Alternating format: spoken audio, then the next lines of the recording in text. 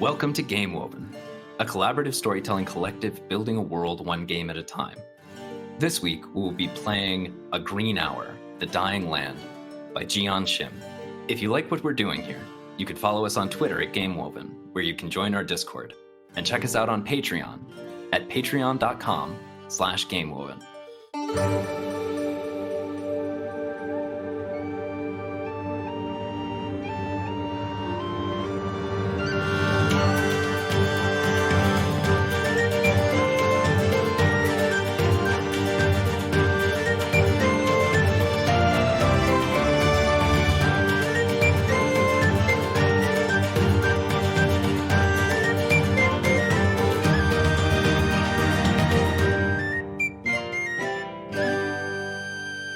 Welcome to Game Woven.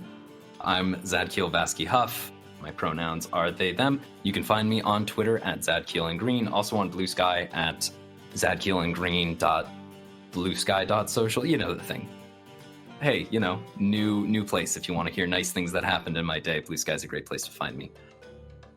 And today we will be playing A Green Hour, The Dying Land, by Jian Shim, somebody who you might have heard of from some of her other work, I believe Shape of Shadows, A Field Guide to Memory, and also you may have seen this book in the Ultimate Micro RPG book, edited by James D'Amato. Great little pickup that's got a million different small things, but this is, I want to say, the third in our God's Potluck series, and I have wanted to play this game pretty much since we decided to do the God's Potluck. It's a kind of intense game. It can get a little spicy, it can get a little heavy, and honestly, I am so unbelievably grateful to be playing it today with Glaiza. Glaiza, why don't you go ahead and introduce yourself? Hey, Glaiza here.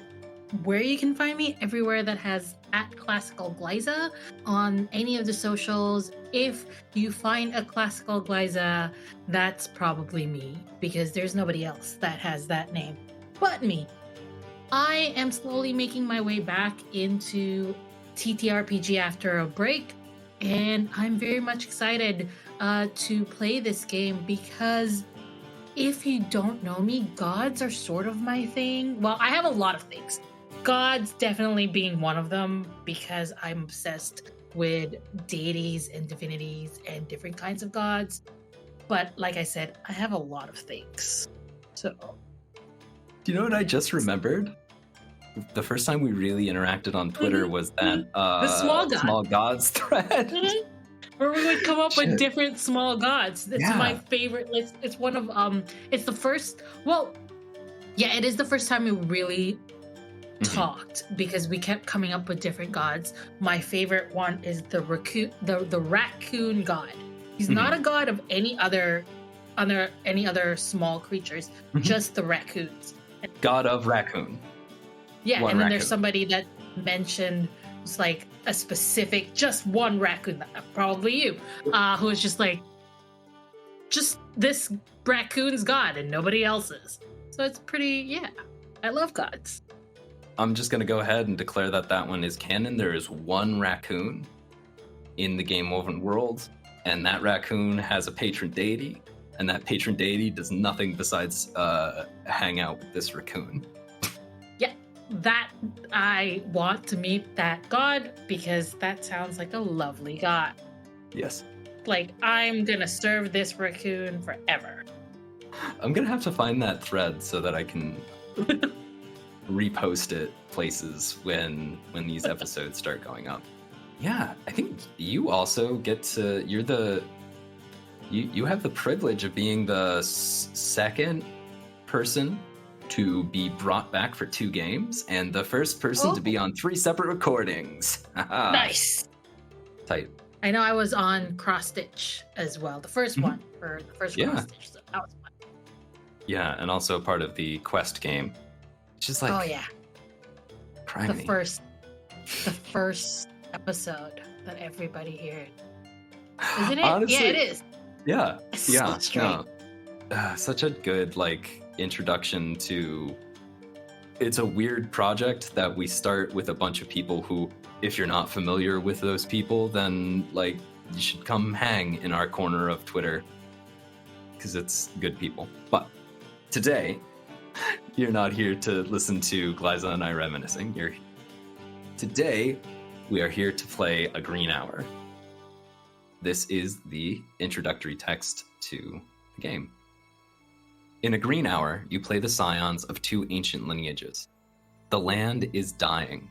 According to the temple, your arranged marriage will determine the fate of the land and the survival of the old gods by uniting the two of you into a new god. You stand before each other in the sacred bower devoted to your union. Before dawn, you will create the mantles of your new existence. This is the last time you will converse as human beings, with human worries and human hearts. Everyone awaits your return. That's a fun intro. I think it's my favorite opening narration since Skeletons. It is a fun intro, and it also made me Google what is a bower, because I didn't know what a bower was until I Googled it. I feel like I've got an intuitive sense of what a bower is. Can you explain because Lex isn't here to ask for the definitions of words. Can you explain what a bower is necessarily, or what you're finding? So I'm just going to give you what Google says, because I think it's going to be fun when I get to the third one. It is one dwelling or habitation, particularly a cottage, an unpretentious residence, a rustic abode. 2, it could be an inner room, any room in a house except the hall or a public room, hence probably a bedchamber. Especially the ladies' private bedchamber, a boudoir. So it's a shelter made with boughs or twining plants, an arbor, a shady recess, and that's pretty much it in regards to that, because the other descriptions are just like it's a part of a ship or somebody who bows and bends. I don't think that's what they're going for here. So probably not that one. Yeah. I mean, on the other hand, but I don't think it's what the intended. I mean, it could be. It's a muscle that bends the joint. Anyway, let's continue. I'm gonna just close that because I'm just gonna keep reading it. But yeah, no. This game is rife with themes of nature and the romanticism of the natural world. Very flavorful. I really enjoy that about this. So, setup for the game. Read through the entire text before you begin to play. Did that beforehand. We did! Because we care about the listening experience. Assume that as people brought up in the traditions of the temple, both your characters have consented wholeheartedly to the arrangement of your marriage and its duties. Now, it does say that you consented wholeheartedly, and one of the key features of consent is that it may be withdrawn at any time. Glaiza and I have, just because of the content and the subject matter, Glaiza and I have had safety discussions even beyond what we normally would, but between each other, X cards in play, just gonna make sure everybody knows when you are coming into something that has a degree of emotional intensity to it, it is super important to be safe, because if you're not safe, you can't have the kinds of really lovely and rewarding experiences that you can have by exploring things that might be a little tender. Anyways, the game itself actually says, if this is a problem, this is probably not the game for you. I love a game that tells you if you don't like it, don't play it. Exactly. 10 out of 10. A lovely design choice that I try and include in my work when I can. Who's your scion? As a scion of the last land stewards, you take on the mantle of care for an aspect of the natural world. You start with these stats. Honorable. So we each have an honorable stat, and each of us have, rather than each of us having 2d6, which is what the game calls for, I think it's fun that we both each roll 1d6. And so we each grabbed 1d6, and guess who made both of the d6s that we grabbed? If you aren't following As Was Foretold on Twitter, relatively recent addition to the actual production staff of Game Woven, and they are great. They make dice and they make art. They made the art for the show, and we each have a D6 that they made for us. Love you, Emily. Thank you. So it wasn't planned, but it was a nice surprise. So we go ahead and roll now, right? Yeah. Okay. We could roll your character's honorable first, and then and impious, and then I'll roll. We'll roll for mine. Are you ready? Yep, I'm ready to roll for your honorable. Here we go. All right, I have a 2. I also have a 2, which means your honor stat is 3. My honor stat is 3. If there was something higher than a 3, I would take the higher. And since they're both 2s, 3s is going to be my cap. Or 3 is where I sit. Interesting. Interesting that they're both 2s. Yeah, I know. Let's go ahead and roll your honorable stats. My honorable? Okay. Yep. I got a 4. I got a 6. Oh, no. That Damn. means my honorable is 6. Oh, makes sense. Yeah, committed to the cause. Ready to lay it down. Absolutely makes sense for my own personality as well. This is very interesting. Mm-hmm. All right, impious. Yeah, so just to get it on there, honorable is to comfort your betrothed, fulfill your duties, and act on behalf of the temple. Impious, by contrast, is to reject the old gods, lash out emotionally, and betray the land. So this one is caps at 3, but it can be lower based on these rolls. Yes. I got a 5. I got a 3. Nice. So you got you're equally as honorable and equally as impious. And also, like, it left to my own druthers without that, like, baseline in place. Yeah. My character would be just maybe not kind of about this. This is interesting. I guess, but also it's easily enough for you to be like, nah, I don't think so.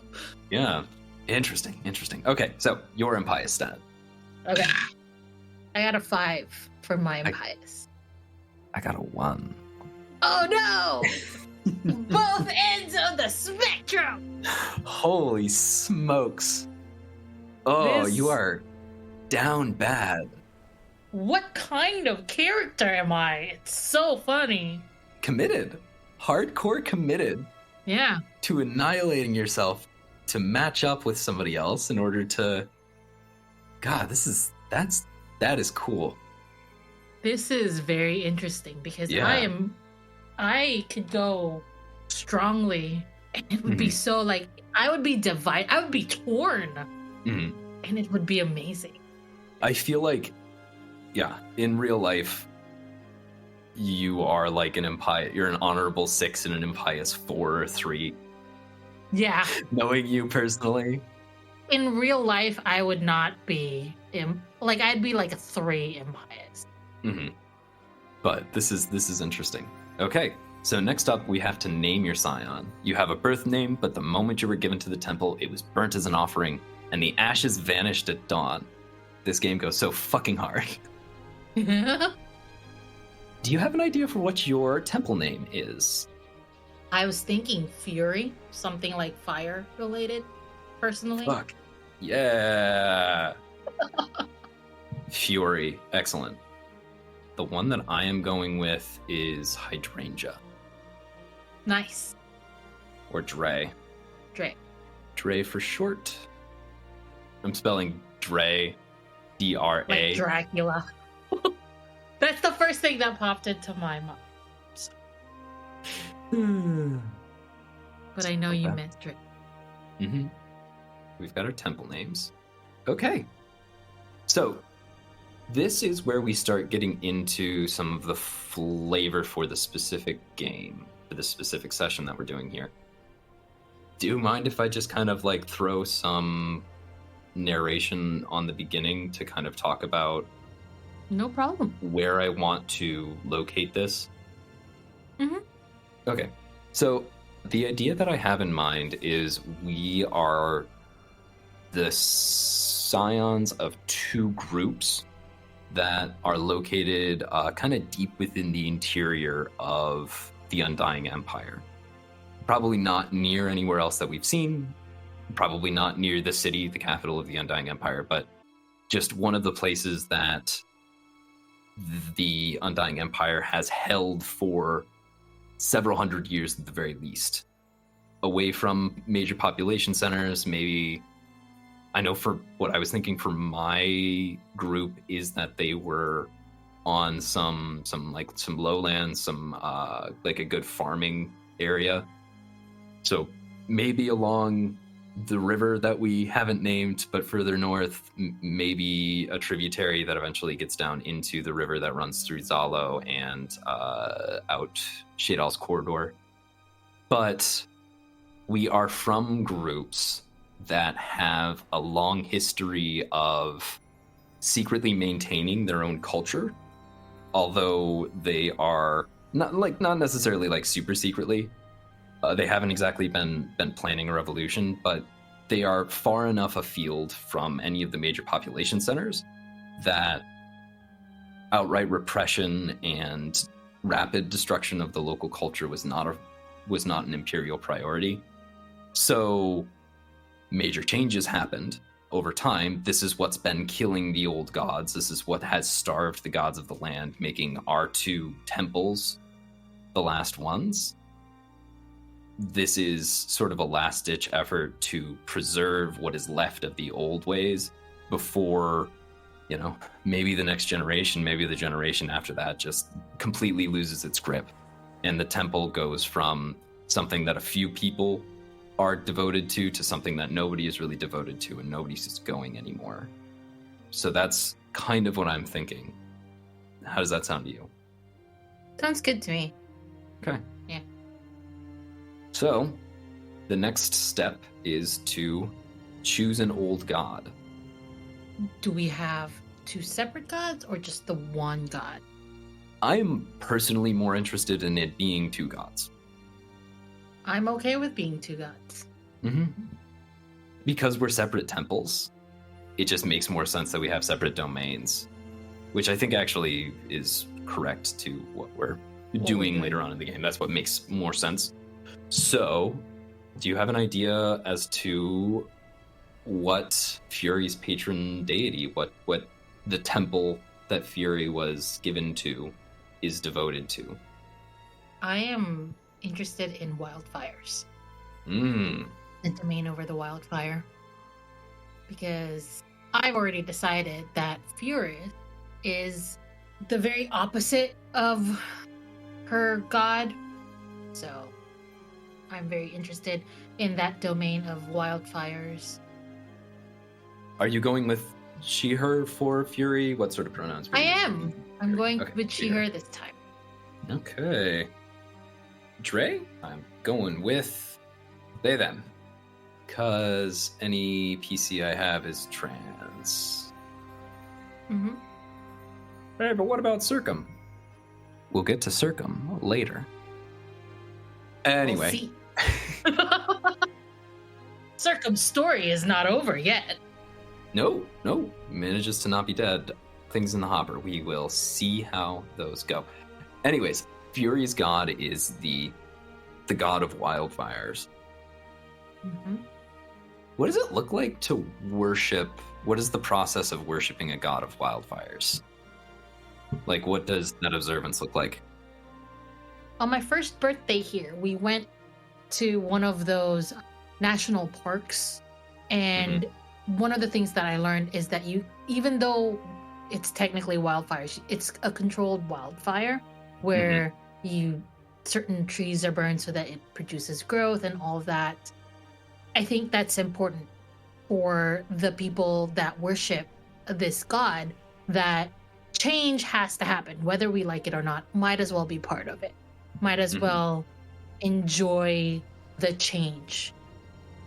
And I think when I said that Fury is very different from her god, in that she does not enjoy change, or at least that's what she tells herself. She doesn't like change. Mm-hmm. So this whole thing of being like changing her whole self is an interesting choice. Mm-hmm. You guys are the Forest Service. Pretty much. Tight. We control fires that happen. We Mm-hmm. start fires to make sure that it is, basically pruning through fire. That's what we Mm-hmm. are. That's Okay. how we worship that god. I haven't come up with a god yet, with a god Okay. name yet. One other thing is like, what effect has subjugation and like having to answer to the Undying Empire? What effect has that had on the temple over the years? Well, it depends, right? I have this feeling that the Undying Empire doesn't really enjoy change, doesn't really enjoy growth, that kind of thing. And I have a feeling that it's either they are stopped from starting fires or I believe that the change might be they're stopped from starting fires because the Undying Empire wants to keep the same things, the same growth, the same, whatever. And because of that, they aren't able to set fire to shit. And they are annoyed and they're pissed off. And my God, that's just who I am. I want to set fire to shit. And the Undying Empire is telling me no. That's unfortunate. I have no idea if this is related to anything that's in the game moving world, but I think it does, as apparently I'm known to do those kind of things randomly. I mean, is it part of anything that's in canon? No, but in part of the unhealthy relationship with American imperialism? Absolutely. Smokey the Bear, monster. I know he's cute. I've seen him. I get that only you prevent forest fires. We should have not been preventing forest fires. We should have just gotten out of the way. Forest fires are important. Might as well gotten out of the way. Now we're suffering.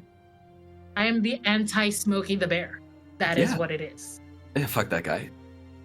Our temple is just pictures of Smokey the Bear with slash across of it. That's our temple design. Just basically Smokey the Bear. A big Smokey the Bear portrait on one wall, a bunch of knives sticking out of it. Exactly. Just like throwing darts and knives. We hate Smokey the Bear. So it's like the temple to this wildfire god is like more of like a lodge kind of a situation. Yeah. Okay. So it's just like, this is a forest ranger lodge. This is where they come to meet. Yeah. Big long log hall, maybe. Yeah. Fire break cut around it because they know how to do these sorts of things, but yeah. God, I fucking love them. Oh, I've decided Fury looks like a very large, muscular lesbian. Basically, a large lesbian that is. I don't know if a lot of you, well, I'm pretty sure a lot of you watch TikTok, but those TikTok videos where this beautiful, gorgeous lady is just chopping down wood? That is what Fury looks like. Hey, if you're getting those, and you wouldn't normally think that you're into lesbians, I would recommend some self-reflection. Anyway, excellent. Okay, now we're just gonna roll with that. So, we need to name this god. I don't have an idea. Should we just fantasy name generators? I'm okay with that. Type fire god names. Generators. I'm looking for like a Filipino fire goddess.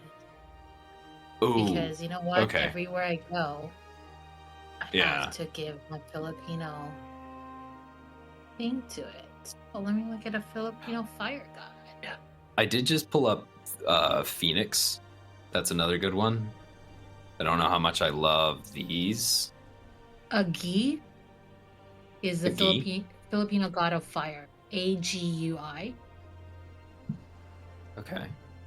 And the sacrifices are focused more on the types of fire instead of the actual sacrifice. So I feel like it suits it. Is there a way that we can massage that a little bit so we're not just taking the name of a of an existing god. Yeah, I'm Because okay especially with like, changing that around. right, I will want to kind of maintain Of course.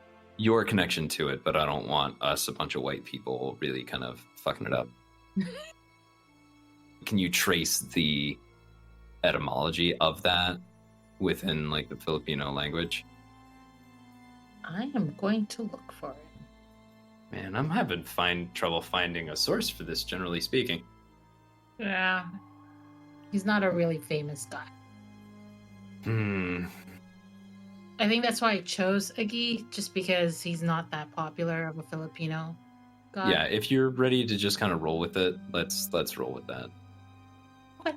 I think since it is this kind of obscure, and followers of Agui live in a lodge out in the middle of the woods, secretly starting fires in order to keep the woodlands safe. I assume that this is a woodlands, like heavily.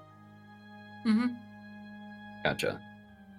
Basically, like in my head, I'm imagining it as like one of America's national parks, the way it looks in my head. Gotcha. Okay. Awesome. So then, Hydrangea's god, Dre's god. I think for Dre, what I am interested in is Dre's people used to have many, many gods. Dozens, even hundreds of them, that all had their domains over natural processes.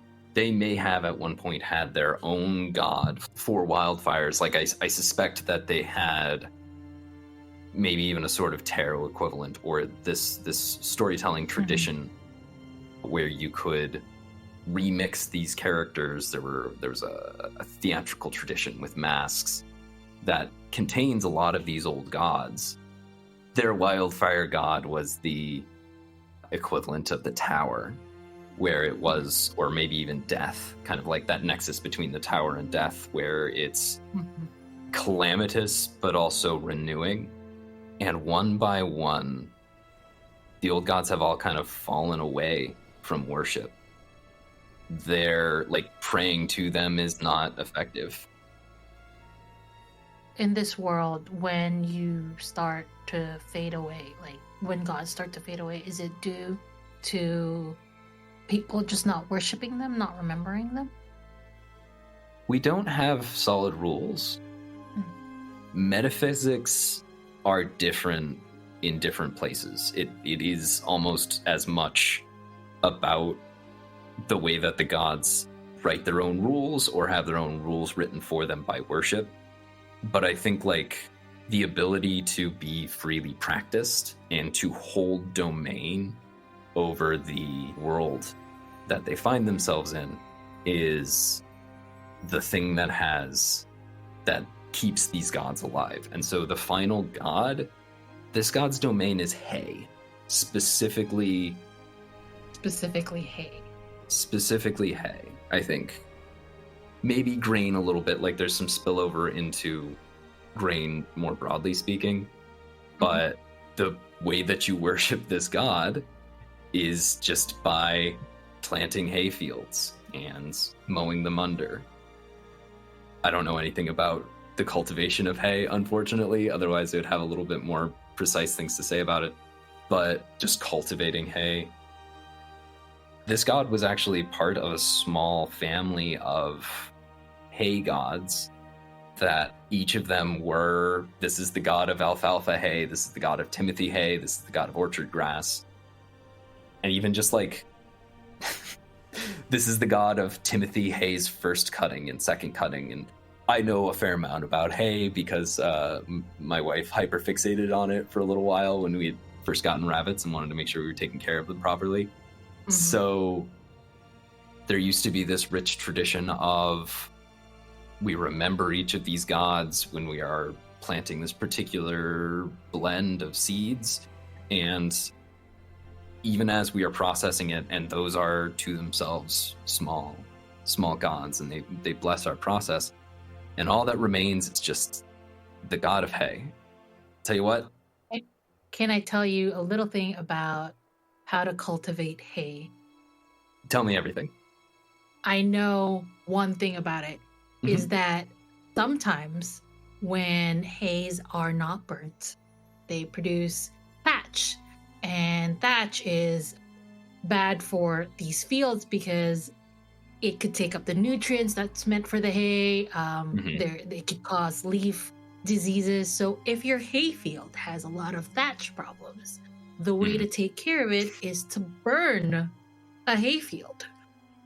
Just so you are aware that is one thing that you could do to cause a fire in your hay if your hay is not healthy.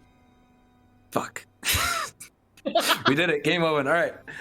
That is game woven, baby. Excellent. So I'm going to say that this god's name is Timothy, and this god's, or sometimes this god is just based solely on that.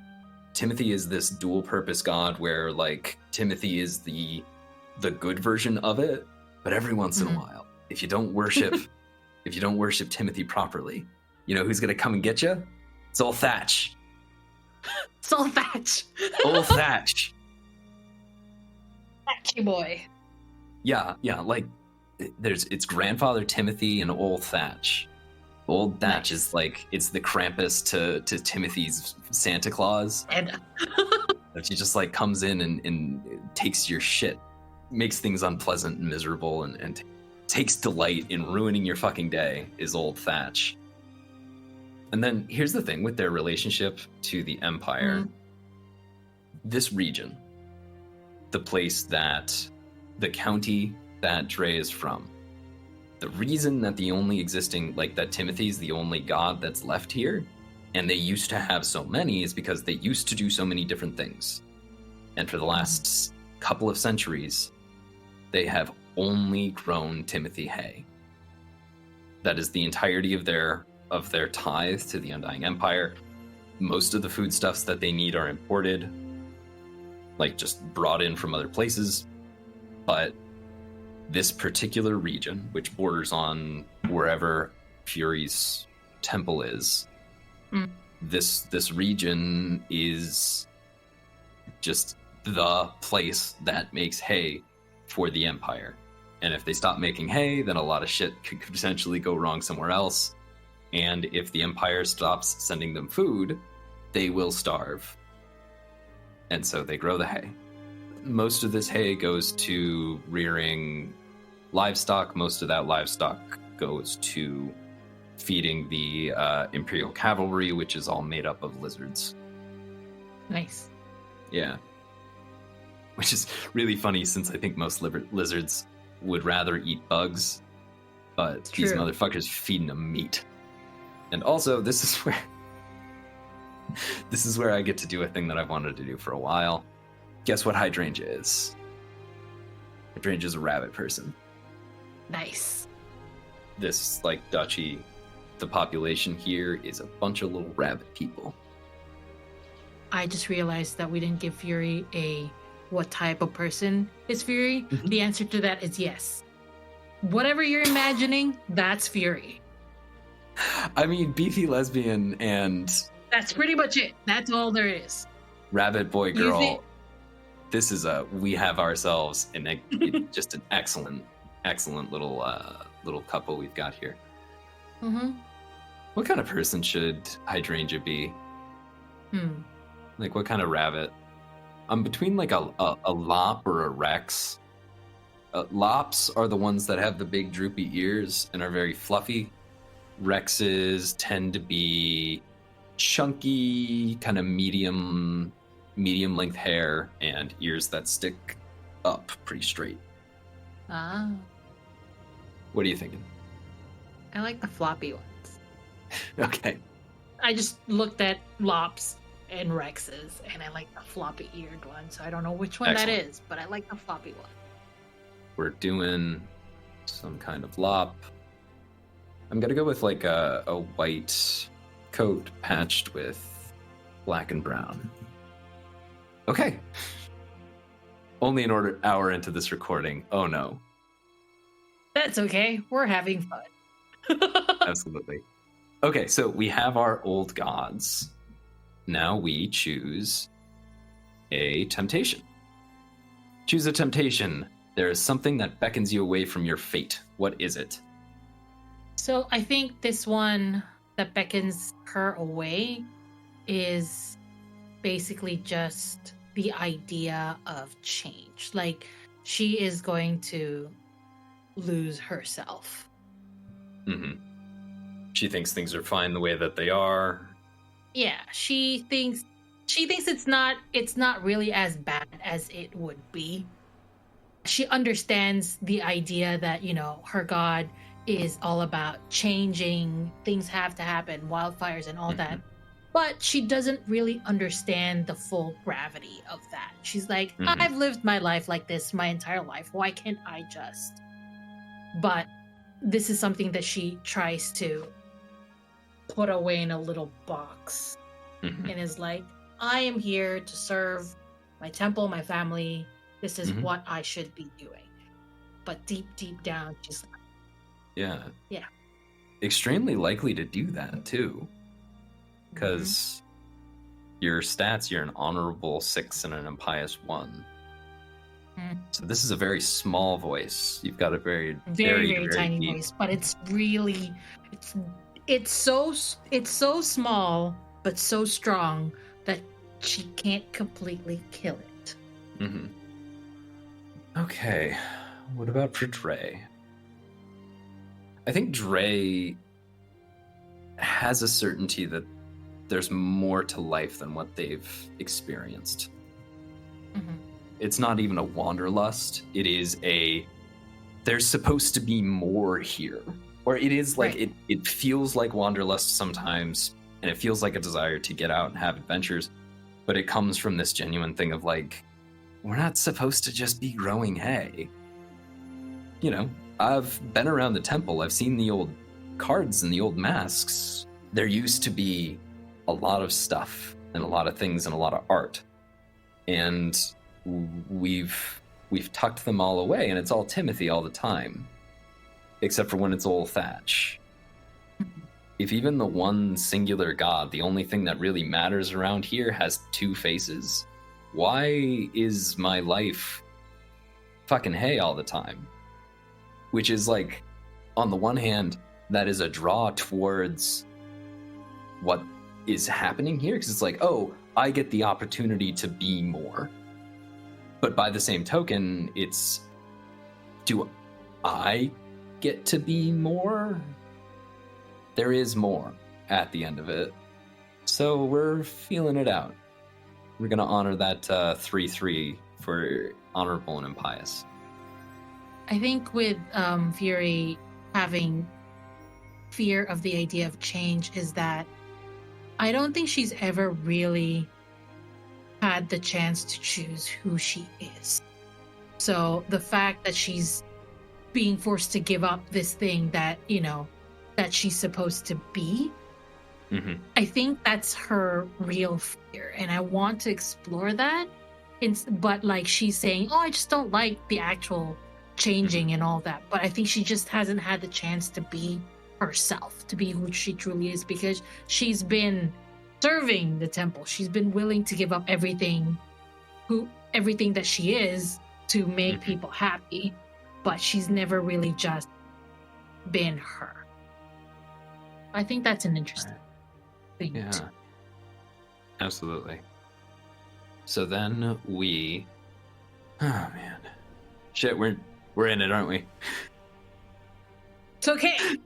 Doing exactly what we this. wanted to do. Yeah. The next one is choose attention. Your family is at odds with the family of your betrothed. Why is there bad blood? How will your marriage heal it? I don't know. Burning stuff doesn't seem like a good idea if you're trying to go grow hay.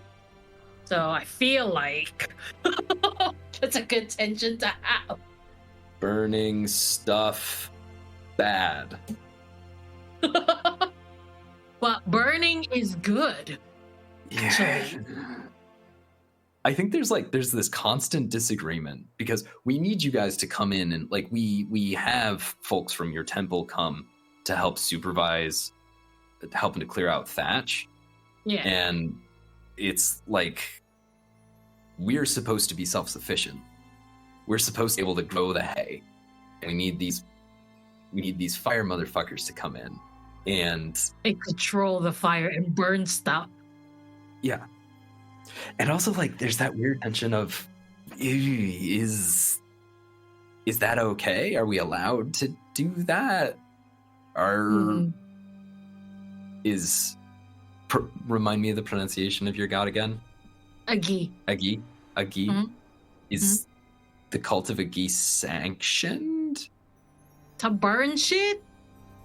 Who knows? We just come in and we would be like, we would like to burn your thatch. And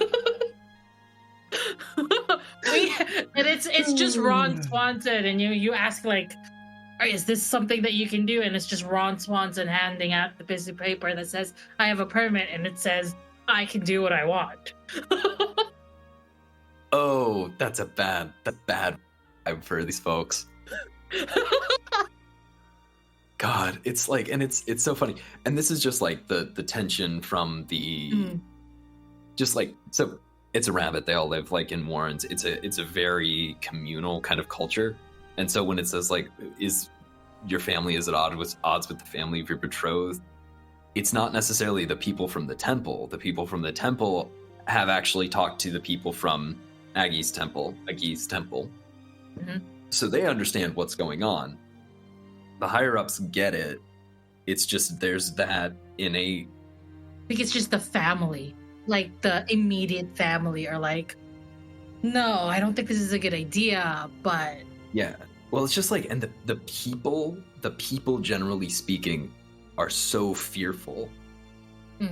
Dre's people are so fearful of Fury's people because fire is scary, and what do we need outsiders for? And Fury's people are very loud, and you gotta be loud if you're a giant, large, muscular lesbian. If you're handling fire, you have to be loud so that you can shout over the roaring flame and be like, oh no, this is how that all. Fury's people are loud. They're a loud bunch of people. And you throw this like festival that like you just once all the thatch is burned up, you guys like throw a party kind of around our place, and it's like, and you're invited, of course, but I don't know if they ever come to the party. Kids love it. It's mostly a teen hangout because or like a young adult hangout because that's the age where your parents can't stop you from going anymore. Yeah. Kids would have a great time. The kids that do get to go would have a great time. But like anybody who's over that like 27 to 30 into kind of adulthood proper, it's just like, I feel like the adults would also be like, you should grow out of this. Like you're an adult now. You can't participate in this anymore. It's like people who discourage teenagers to go and trick-or-treating during Halloween. Like we all remember enjoying those parties, but you're an adult now and you have to quiet down. That's not how we do things. Or old Thatch is gonna get you. So yeah, like that's just, it's just this like this real cultural butting of heads between the two of us. Do you guys have any bad blood with Hydrangea's people, with the worshippers of Timothy? I don't know that it's bad blood. I think they just find them funny little things. They're adorable, funny little things that, it's cute and it's wonderful, but we understand that you don't really like us. We're here to do the job that is required, that is demanded of, that has been something that we have done centuries and centuries. I feel like it's something that has been done so much for so long that even though all of the gods that Dre's people have, there's always this part of like, you got hay, you have to deal with Fury's people, and they burn shit, and that's what you do when you're growing hay. I don't think there's ever been a time really where there was a mix between the two until today, maybe, where it's just, I don't think there's bad blood. I think they just think they're, they're not really welcome. So why force yourself upon them? That kind of situation. Okay.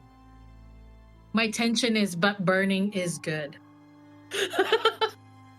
Burning good. Actually, you are adorable.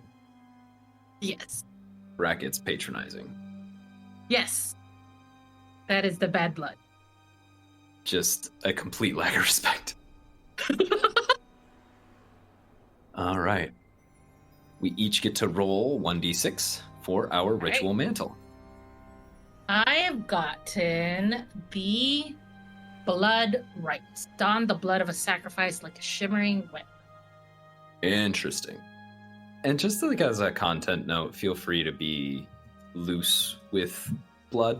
We'll maybe massage a little bit of how that actually works. Can it be just a fire thing? Instead of blood? Yeah. A river of flame? Yeah, I think like the thing that is most interesting, like think about thematically what blood does and how blood is employed. And it is about the sacrifice. It is about what you are drawing. The magic's not in the blood itself, it's in the thing that it's being drawn from.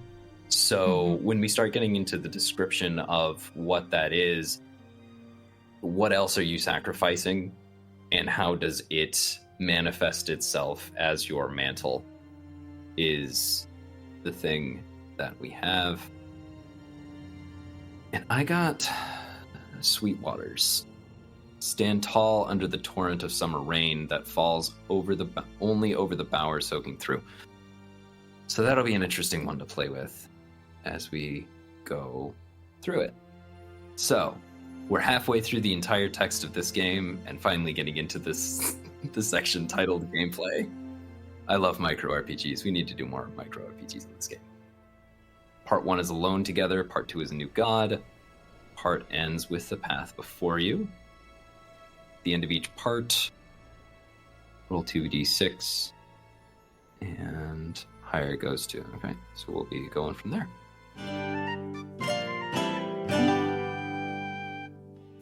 Thank you for listening to Game Woven.